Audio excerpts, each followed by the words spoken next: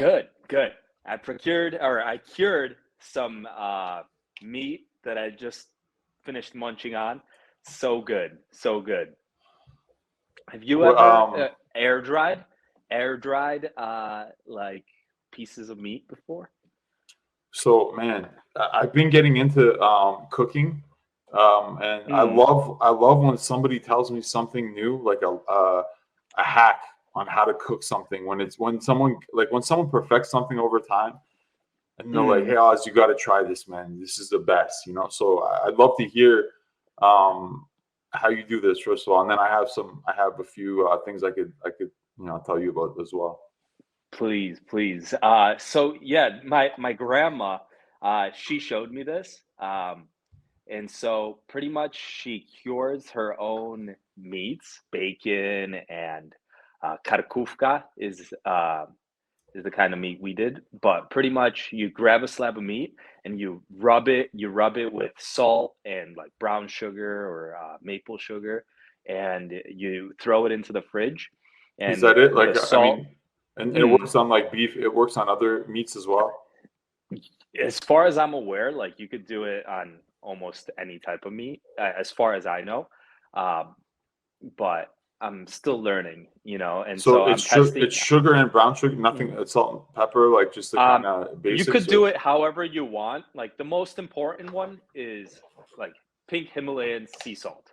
Like if you perfect. want to do Okay. this the healthy way, right? That's what I'm using. I'm just doing sea salt, and this piece that I did with sugar, but normally I don't really eat sugar ever, and so now I'm doing bacon without sugar. Um, and so, yeah, you smear the meat with like a ton of salt and sugar, and both of those they get like they pull the water out of the meat, and then every day you just flip it in the fridge. You put it on like a plate or whatever. Some of the juice comes out, and then you just pour the juice out once a day. Flip it on its other side, and you do that until the meat stops, like the juices stop flowing, and then you put it in like a gauze, and then just tie it up and hang it, by a window or somewhere that's like warmer in your place, or some wherever, hang it in your house, wherever, and then you wait like I don't know 7 to 10 days, and you check on it, and pretty much you get this like really good like prosciutto type like aired out meats that are really expensive at grocery stores, where you can create yourself, and it just like looks amazing. It smells great in the kitchen, and I'm excited to test the bacon next, and then just cut up pieces of bacon and have like your own quality bacon that you could eat, right? Mhm. So that's my cooking thing that Let me I've know if been it works learning. with Mm, beef or what other meats that mm, you can curate with that style, because it's yeah, I've never, like, I have friends who smoke, they'll smoke like mm-hmm, a beef brisket or something over like mm-hmm, a long mm-hmm. period of time. But yeah, let me know if there's any other meats that, like, like beef or lamb or I mean, I guess that would be up to me, but Absolutely. yeah. Yeah, I need to find out. I'm sure you could do it with beef. I've been doing it with pork right now, but yeah, that I'll definitely find out. I'll test it on beef and let you know. Cool. And you said you've got some cooking tips that you've learned lately? Oh man. So I mean, it's not really, it's so easy, that's a thing. But I've been getting lamb shanks, like where you Hmm. get like the kind of rib of lamb or whatever, and you cut it. It comes in like and Are so, these the kind of smaller ones that like the yeah. super sexy the small ones? Oh, those are so good, but they're So, pricier. you know what? Mm, Shout out Costco, man. Everybody needs to get okay. a Costco Mm, membership. Shout out Costco. I go to Costco and buy like myself one or two. They're I think they're even halal meat, some of them too. So there's options for that for those who are mm, interested. And basically, yeah, you cut them up, bro. I marinate them for about a day, and I don't really mean like marinate, like they're soaking anything, but just kind of like you said, I never use normal sea salt. It's always Himalayan sea salt. I use mm, black pepper, a little bit of oregano, a little bit of rosemary. There's a place called the Keg. I believe it's only in Canada, but they have a keg spice too. Throw a little bit on mm. that on there. Oh, bro! A day later, barbecue. You can only barbecue it. Like, it doesn't it doesn't come out as good any other way. You know, I cook it kind of like medium rare, you know, and oh man, it's Sounds and delicious, bro. anybody who has it like loves it immediately, right? And then the other thing I've been doing a lot is so like in Turkish cuisine, köfte, which is like basically like it's ground beef, but like kind of made into like hamburgers. But we don't eat it like a hamburger. We eat it like just kind of, you know, with Just a rice. patty. Yeah, it's With just like a rice. smaller patty, right? So there's you could probably get it anywhere in the world, but there's if you get the spicy Adana kebab, it's called harç, like it's like the powder. So you do that, you puree onions, like not a lot of garlic at all, just a tiny bit of garlic, an egg, a little bit of parsley, a little bit of salt, a little bit of pepper. Bro, you mix that and you like by hand, you know, for like 40 minutes. You just mix it all in with your hands. Like, you know, there's a technique to that. And then the good thing about it is you can put some in the freezer, right? You can cook some and it's like ready to go, right? So I've made that probably, I just learned this and I made it probably 5 or 6 times already. And everyone loves it, man. It's a hit. You know what I mean? So it doesn't seem too long, too complicated of a process, and it seems like I'd say healthy and delicious. Yeah, I'd say about an hour and a half of prep time. And I mean, I get a lot of ground. Like I hosted 2 iftar dinners last week and a surprise iftar birthday dinner for my mom last week. So yeah, it fed the family, you know what I mean? And the other one fed like 6 of my, you know, my hungry friends. So it was it's a good go-to, and it's if you're into meal prepping, it's a good thing to throw in the freezer and kind of I like that. Yeah, that you could just once you take it out of the fridge or freezer, you could just real quick throw it on the pan, right, and it just comes alive. Add some rice to that. That sounds freaking phenomenal, bro. It's unreal, man. It's unreal. Like and those are that's 2 things called kifta.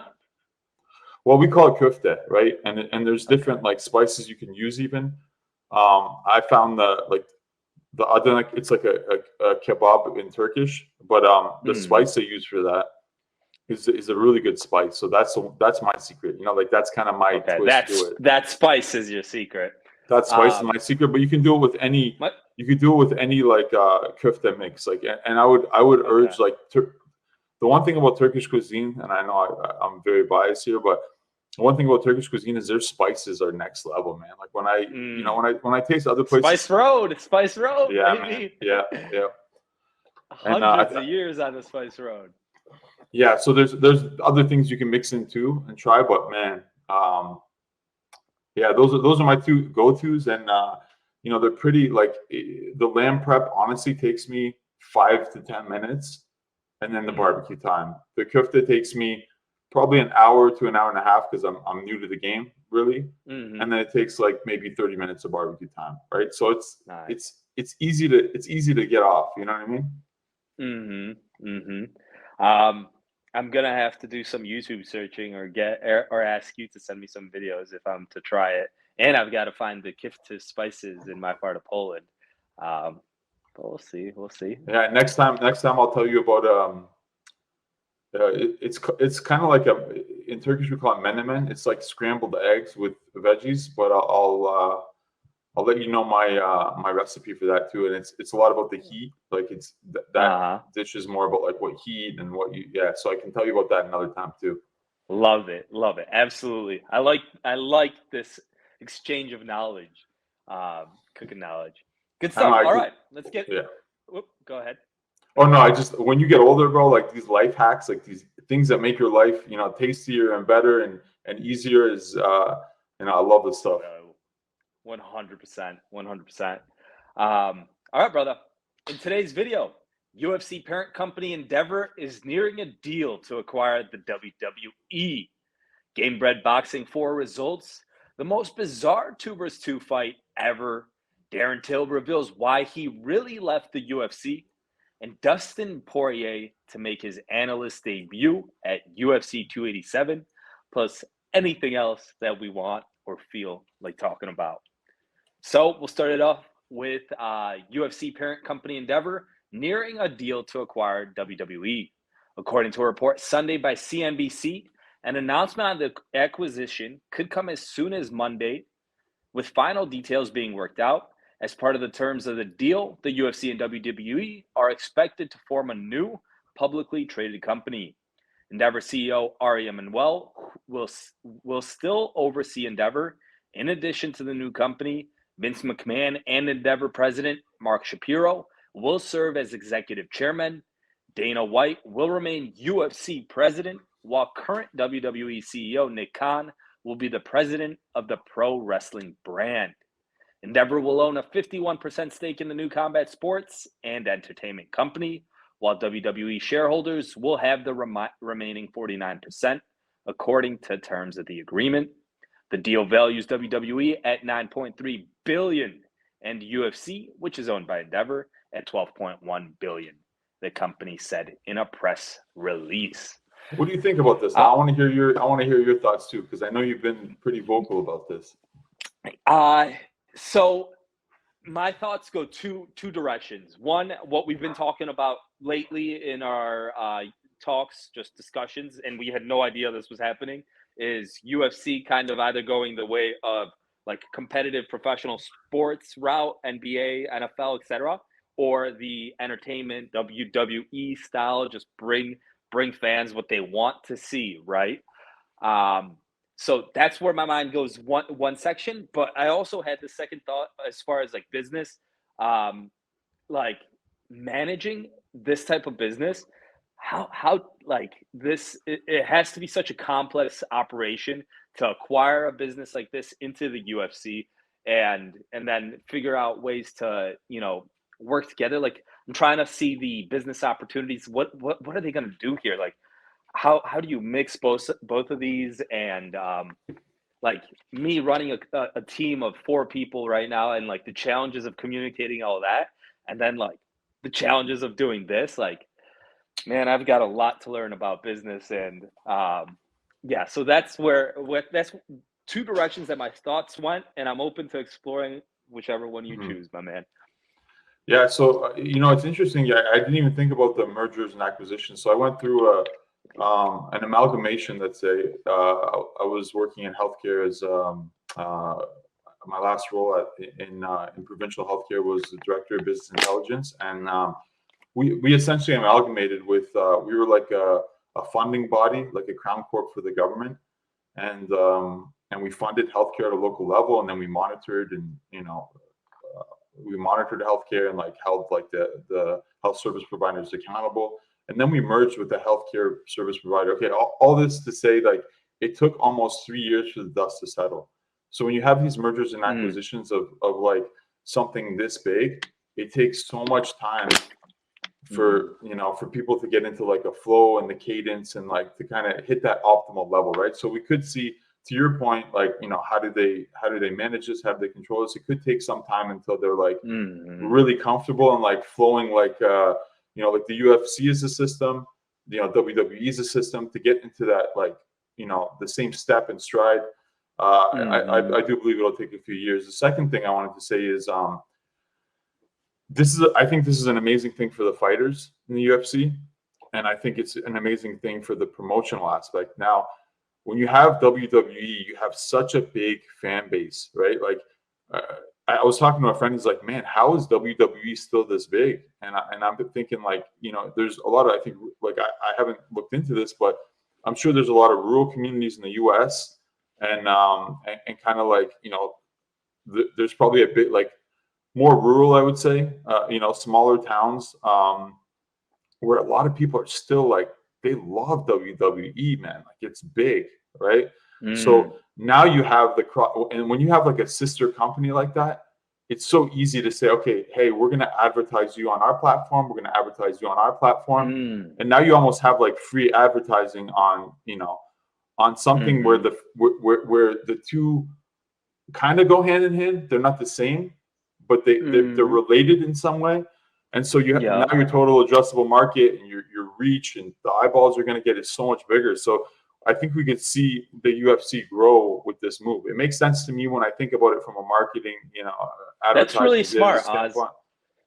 Yeah, I didn't think about it that way. That's really it just came to my mind. Like I didn't really think about it too much, but I'm just I'm in marketing and I understand reach and eyeballs and how things relate with each other. And yeah, that's kind of one thing I was thinking about. And then I'll get into the con after, but yeah, I don't know what your thoughts on that so far. Yeah, I think like as far as like a business standpoint, like with my like knowledge here, I'm like, okay, that makes sense for the UFC. Now they get to open their like their brand, their marketing for a much less expensive price to all WWE fans.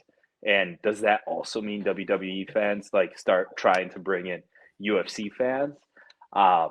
Maybe like since they're both, I imagine, going to market and advertise on each other's, platforms.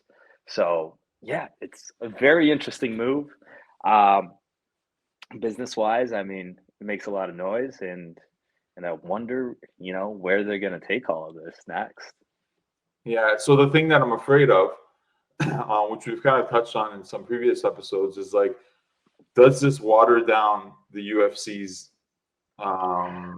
credibility? I think Oz, right? it confirms all our suspicions and thoughts. It's like the UFC has made the decision. Like me and you have been asking, like, if you're Dana White, what do? Do you go try to balance it and go into a little bit of showbiz, a little bit of competition, and it's almost like he's just chosen just showbiz, and us as MMA fans, like we're gonna want, I feel like I'm a purist, right? So I want what's best and what makes most sense as a, for the fighters and as a fan.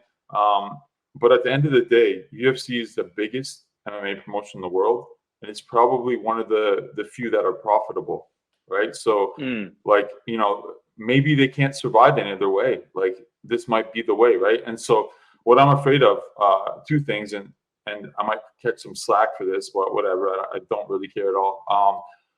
One is like, are we going to get some more like antics in the? I don't think they're going to do that, because like, look, Power Slap was the first move that I saw where I was like, okay, wow, like these, they're opening this up to a different type of audience, so it's no longer like the mixed martial artists and combat sport. And I think mixed martial arts had a lot more respect and honor.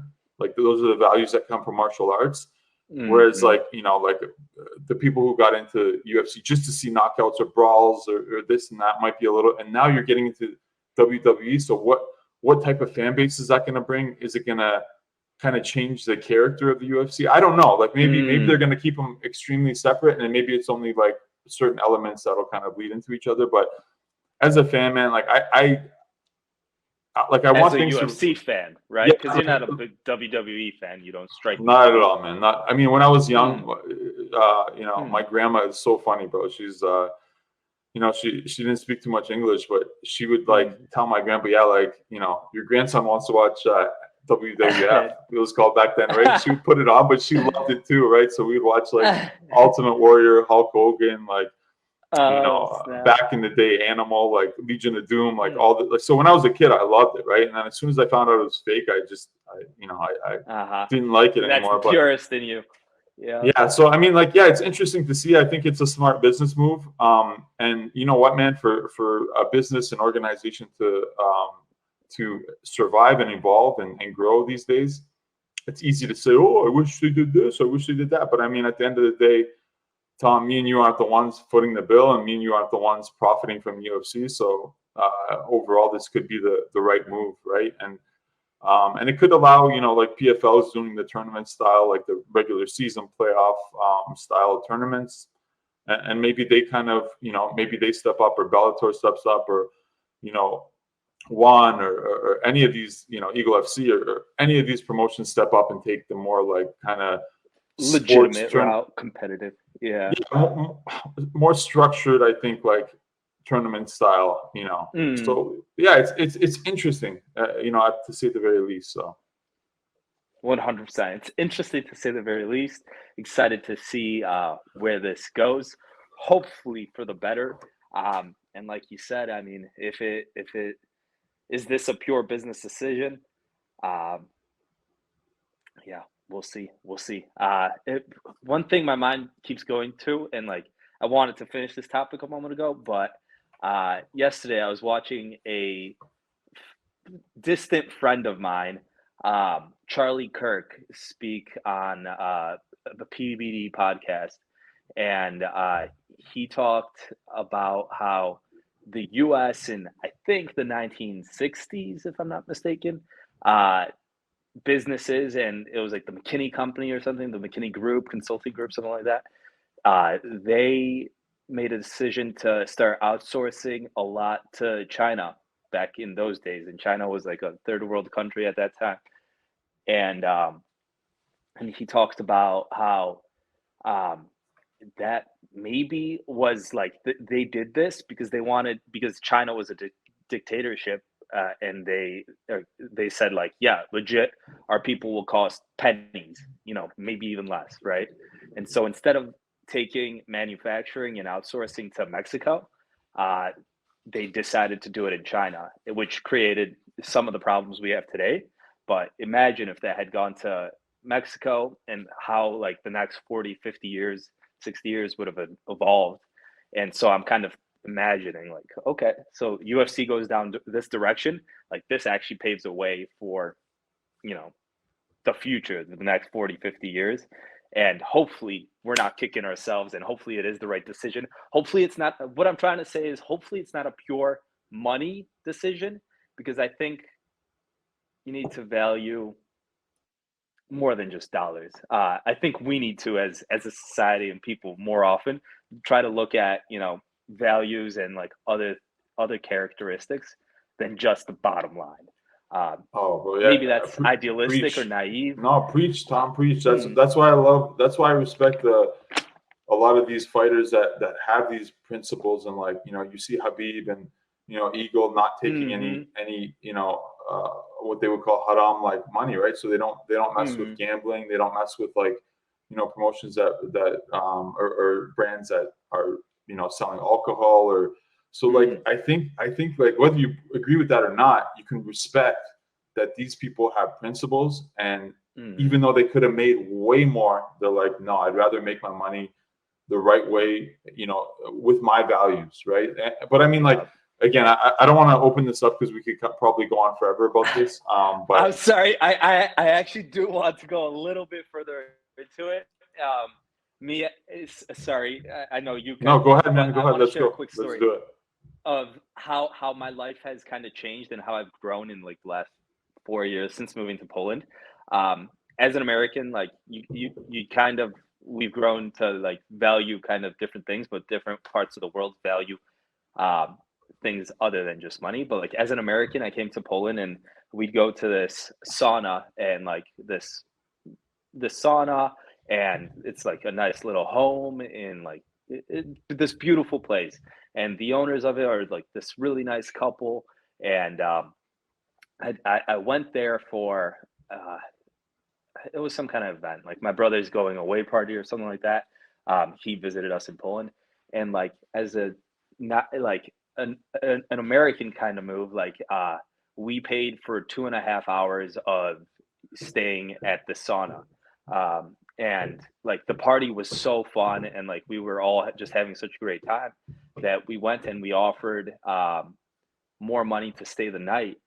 And like their value is like, we're just not prepared for it. Like you could, but our like principles are like, no, today we agreed on this, and that's the end of it.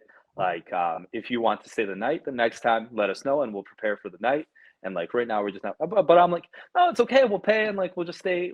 And like they were very adamant about like, we said this was the limit today, and like that's it, and um I just thought about how like, damn, like uh most American companies are so customer and service based that if the customer is like, hey, we're having a great time, I'll pay you more for more of this. Like every company would say, yeah, absolutely, no problem. In the US, It at least from depends my on experience growing up. Mm. But then like this Polish company, small business, and like I'm an American, I'm like, yeah, like I'll pay more, like I don't care. Like let's just like, we're having a great time. And the four reasons, like they're just peace, like, hey, we just want a calm night. We don't want to like see you guys all night today. And like it's those, it's like it's not about the money, Tom. Like no matter how much you offer us, we don't Mhm. care. Like today's not that. I'm like, whoa, that was just such like a mind like change for me as I, someone like a young whippersnapper who grew up in the West where like money like could pay for anything. I always thought, like if you offer enough, someone will agree. See, I don't. Mm. I'm going to challenge you on that, and I just want you to hear me out. So I think that's more a product of those business owners, because I find more in the Eastern world you could actually, your money goes farther. And so like I think the values of those business owners, like there's some business owners here too that are like, I don't care about your money. Like I want to, and the one reason I respect that story and that business is because they're probably like, look, when we staff and we prepare, we deliver this quality, right? So if something goes wrong here because these guys are having too much fun or whatever, like we're not going to give them the same experiences we would, and then it kind of ruins our reputation, our brand, and our quality, right? Like, so that's one thing I love about it. But I think I find more in the US, like, yeah, you're right, and that's I think anywhere, like, cash is king, man. You could, as much as everybody wants to believe that this world is just about principles and values, no, money can buy a lot, right? Money can buy a lot everywhere. But I think it's more. I think I would argue that it's not an American or Polish or Turkish or European. Yeah. I think it's like the business owners, because in the U.S. too, there's some places that are like, I don't care how much money you have, you're not coming in, because like you're not a celebrity, or you're not this, or you're not that. Like obviously if you're gonna spend like crazy amount of money, yeah, you can get in anywhere though, right? Like if you offer, so. I think those business owners are doing it right, and they're keeping their brand and their brand name and the experience they gave to their customers, like, top notch, and a little bit like money isn't their god in a way. Like they're like, maybe I didn't break it down ideally, but I could have offered them $1,000, $10,000 just to stay the night, and I'm very confident they would have said no. Yeah, that's gangster, man. That's awesome. They just because that, and like most companies are like, it's just about the dollars. It's about the bottom line. Yeah, fuck it. Why not? Bro, think that applies to almost anything, right? Like that shows you that, like, okay, these people are principle based, and they're the type of people you could. It's gonna sound crazy. I don't know why this came to my mind, but you could torture and they'd be like, no, just kill me. Like I'm not. Yeah. I'm not giving up my family. You know what I mean? Like, so a little bit like Umar. That was Umar Nurmagomedov we talked about lately. That was getting, or was that someone else? Am I getting the that submission? And he wouldn't tap. Oh, that was Makayev. Yeah. Makayev. Yeah. Yeah, man. He, like, yeah, those people with very strong principles, and like, like. You that's so much more, bro. That's so much more attractive than to me as an individual. And maybe like other individuals, money is king or God or whatever to them, But for me, when you see somebody stand on their own, they're like, listen, there's nothing you can do to buy me on this, bro. That's so respectable. Respect. Yeah. Love that. Thank you for allowing that conversation to go longer. Cool. Gamebred boxing results. Gamebred Boxing 4 took place Saturday night, and in the main event, former UFC champion Anthony Pettis faced boxing legend Roy Jones Jr. After 24 minutes of action, the judges scored the fight 76-76, 77-75, 78-74 in favor of Pettis. I'll just interrupt it right there. One of the few times that we see a UFC fighter beating a ex-boxer or an MMA guy beating a boxer in the boxing game. Retired boxer. But yeah, this is a very retired boxer, almost like the Vitor Belfort versus Evander Holyfield fight that happened last year, I think. This is cool. I mean, cool for Pettis to fight a legend. A little bit of like a passing the like flame on to the next generation, maybe a little bit. I think it opens up the opportunity to show. Now I'll talk a little bit about, because I did have this, like I was with my aunt, my mom, and my cousin, and so I had the fight like on my cell phone, kind of like peeking down, trying not to be rude, hanging out with family. But I did watch the event. I watched the fight I saw the most of was Jacare Souza versus Vitor Belfort. And I watched a little bit of Aldo versus Stevens. Yeah, Jeremy Stevens. And then Conor the McGregor last... said, "Who the fuck is that guy?" to Jeremy Stevens. Conor don't say see anything. That? Yeah. I mean, that original comment was hilarious, but that was like such good delivery. Yeah, no, what I was gonna say is I'm glad that UFC fighters are like, they're opening up this kind of avenue for themselves, right? Whether it's post UFC or even during UFC or whatever, like it gives them a different avenue to make money and test themselves. And to be honest, Pettis looked good, but Pettis looked good against the 55. Like, is Roy Jones Jr. 55? Like, he didn't really throw. Like, he was good defending. Like, he kind of had his hands up a lot. Pettis' movement looked really good, but would he have that same movement against somebody who can box their ass off? I mean, I don't know, right? So, but the Jacare Souza Vitor Belfort fight was pretty good. Like, Vitor Belfort looked really good. And so, like, Jacare Souza like stood his ground and was just like showed like pure like the dog in him, right? And that was a pretty fun fight to watch, actually. Who won that one? I don't even. Was it a tie? I want to say it was the Aldo Stevens.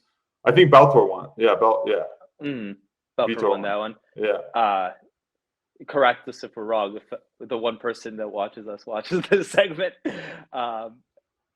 that's cool. That's sweet. It's cool to see that Masvidal's league is like doing some pretty cool shows, right?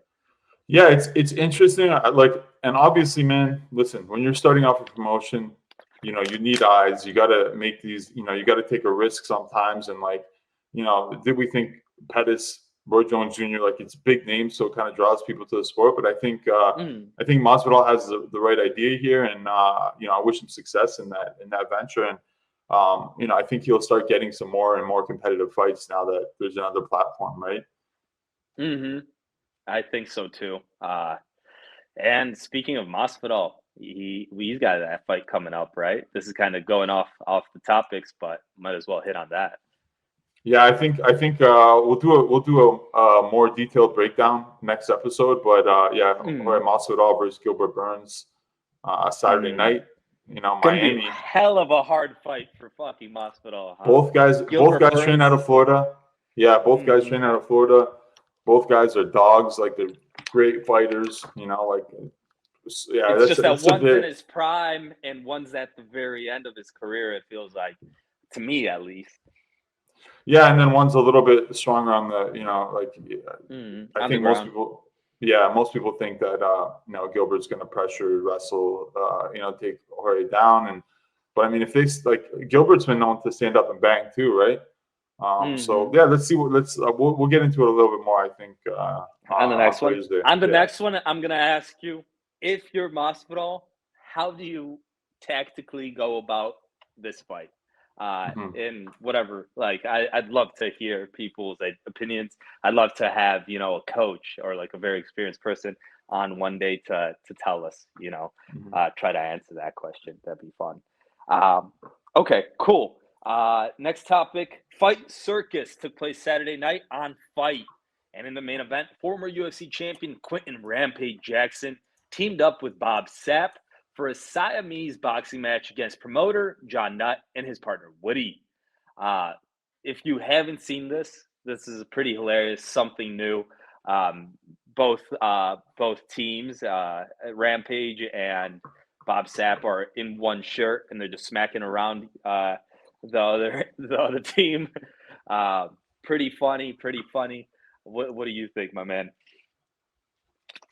What's I'm glad they're making money. Sapp and I'm sure Rampage got paid, and you love to see these guys who probably taking a lot of damage over their careers, and probably I don't know what they're doing business wise, but it's it's good to see them make some money off this. But I like how anything's possible. It's like, fuck it, whatever we can come up with, let's just make it happen. Yeah, the next they're gonna have instead of like in the same T-shirt, they're gonna be on each other's shoulders or something, So, yeah, man, it was harmless. Like, I didn't think it was, like, nobody was getting their, brain damage or anything. So yeah. Yeah, I don't know. On the other team, those guys, I felt like those guys were straight up scared to hit back, hit too hard, because if Rampage and fucking Sapp got pissed, they Oh, would have. bro. Like Yeah, they those are had. big. Those are big boys, man. Those are a different level of big boys. Crazy, crazy, crazy. All right. In an interview with new online casinos, Darren Till revealed that another reason why he left the UFC is to get proper treatment on his knee, which he couldn't have done with USADA testing. This is Yeah, interesting. yeah. So you know what's funny is I was watching a Hamza interview, and I don't know if you saw this interview. I think it's when he was in the training in Thailand or something. But he was like, somebody asked him about Darren Till, and he's like, oh yeah, I can't tell you why Darren Till's like, but he's having some problems. And then he's like, yes, he's having some problems. And he's like, yeah, he's really injured. And then he like ended up kind of like, like spilling the beans. I'm sure everybody kind of already knew, but Hamza kind of said it in that one interview. And then so like, when Darren Till got released from the UFC, I figured that it was to kind of take care of those injuries and not fight on injuries. A lot of these fighters are too tough for their own good. Fighting on all these injuries, and so yeah, maybe it's a good thing for him, man, because I mean, if you keep losing too, it kind of kills your brand, and if he can survive these 3 years, maybe I think he was offered €1 million to fight like in Poland. In Poland, is it KSW? Is that what it is? It could be KSW. I don't know for sure. There's a couple big leagues here in Poland right now. Yeah. So. Yeah. Either way, man. Like, I'm glad he took the decision to, take care of his health. You love to, you love to see it, and yeah, it totally makes sense. And I didn't think he left because he's such a personality. Like, he's such a likable guy, and that bromance he had going with Hamza was hilarious. Like their friendship was hilarious. So, yeah, I don't think the UFC would cut him for any other reason. So I kind of saw this coming based on the signs and what people were saying.